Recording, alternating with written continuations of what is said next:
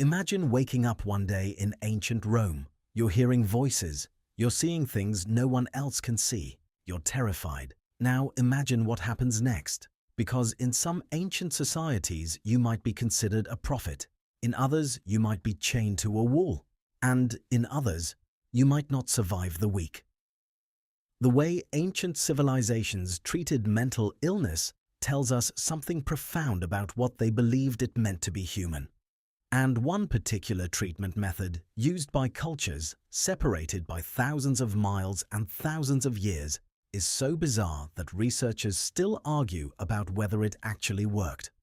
We'll get to that. But first, let's go back to the very beginning. We're talking about somewhere around 10,000 years ago. Prehistoric humans, no writing, no medicine, no understanding of the brain whatsoever. And yet, archaeologists have found skulls, ancient skulls, with perfectly circular holes drilled into them.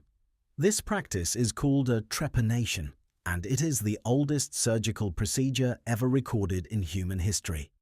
These holes weren't accidents, they weren't injuries. The bone edges show signs of healing, which means the patient survived the procedure. Someone intentionally drilled into a living person's skull. Why? The most widely accepted theory is that prehistoric healers believed evil spirits or dark forces were physically trapped inside a person's head. And if you could just open a hole, those spirits could escape. What's remarkable is that this wasn't isolated to one culture.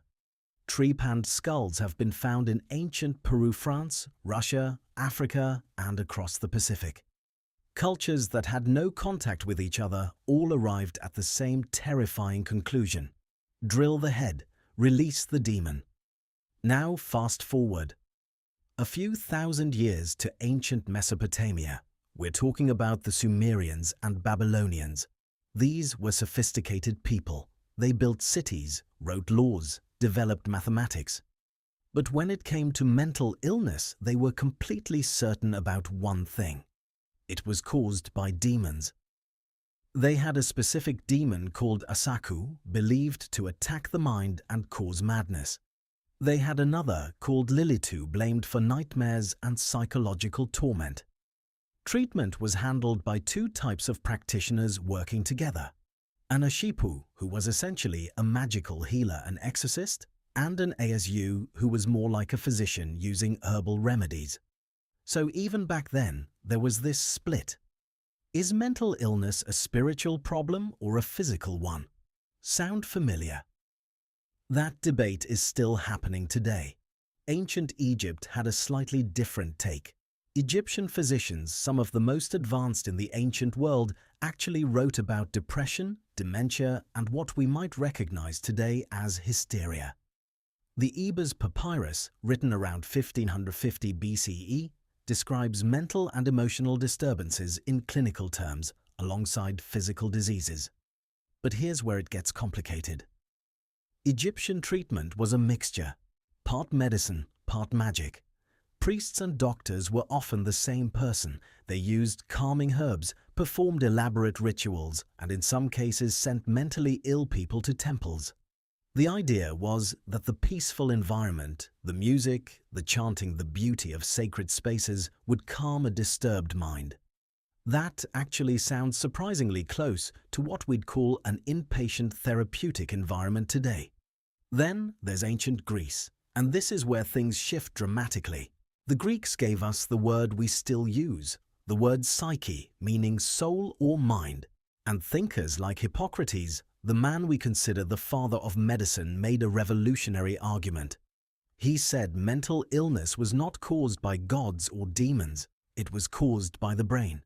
Hippocrates believed that an imbalance of 4 bodily fluids called humors was responsible for conditions like depression mania and what he called hysteria. Too much black bile? You'd fall into melancholy. Too much yellow bile? You'd become irritable and manic. Now, the humor theory was completely wrong, scientifically speaking, but the idea itself that mental illness has a physical, biological cause was one of the most important intellectual leaps in human history. The Greeks also opened asylums of a sort. temples dedicated to the god Asclepius, where the sick, including the mentally ill, could come for treatment. Patients would sleep in the temple, and priests would interpret their dreams to diagnose what was wrong. Dream therapy. In ancient Greece. Over 2,000 years ago, ancient Rome largely adopted Greek thinking, but with a brutal edge. Roman law actually addressed mental illness directly. A person deemed insane could be stripped of their legal rights and placed under the guardianship of a family member. If you had no family and no money, your fate was far darker. You might be chained, left in the street, confined to a small room with no care whatsoever. But here's the interesting contrast. Some wealthy Romans with mental illness were treated quite humanely. The physician Celsus wrote about treating mentally disturbed patients with music conversation, travel, and calming surroundings. So even in ancient Rome, your experience of mental illness depended almost entirely on your social class. Again, does that sound familiar? Now let's talk about ancient China and India, because their approaches were genuinely different from the Western world. In traditional Chinese medicine, mental illness was understood as an imbalance between opposing forces, yin and yang, and a disruption of qi, the life energy flowing through the body. Treatment focused on restoring balance through acupuncture, herbal medicine, dietary changes, and spiritual practices. Mental and physical health were never separated. They were always seen as one connected system. In ancient India, the Ayurvedic texts describe conditions that map onto what we'd call schizophrenia, depression, and anxiety. They called one condition Unmada, and they described it with remarkable accuracy. Indian treatment included herbal remedies, yoga, meditation, music therapy, and something called rational discussion, basically an ancient form of talk therapy. They were talking their patients through psychological distress over 2,000 years before Freud was born. Now remember that treatment I mentioned at the beginning?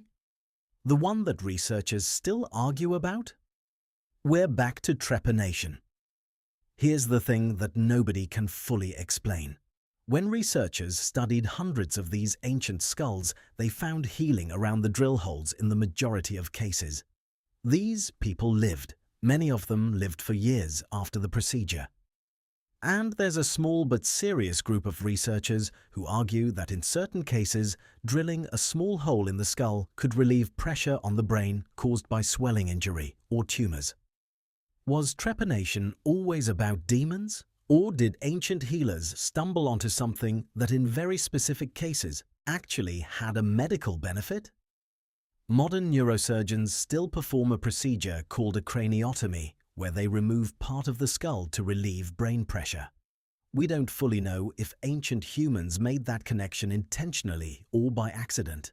But either way, the fact that a person 10,000 years ago could survive someone drilling into their skull is genuinely astonishing. So what does all of this tell us? Across thousands of years and dozens of civilizations, humans never ignored mental illness. They didn't always understand it. They didn't always treat it well. They often caused tremendous suffering in their attempts to help, but they always tried to make sense of it. The pattern across history is actually consistent. When a society has more resources and more advanced thinking, the treatment becomes more humane. When fear and superstition dominate, the treatment becomes cruel. And the single biggest turning point, the moment things started to slowly get better, was when people stopped asking which demon did this and started asking which part of the body is involved. That question, the one Hippocrates dared to ask out loud, is the foundation of every mental health treatment we have today. Ancient humans looked at people suffering from what we now call schizophrenia, bipolar disorder, severe depression, and they didn't have words for any of it. They had no brain scans, no neuroscience, no pharmaceuticals, and yet they built temples to calm them. They talked them through their fears. They kept them alive after drilling holes in their heads. They were doing the best they could with what they had, just like we are now.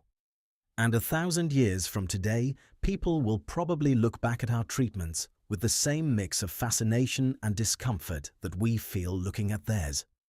If this kind of deep history interests you, there's a lot more where that came from on this channel. The next video might just change how you think about something you believed your entire life.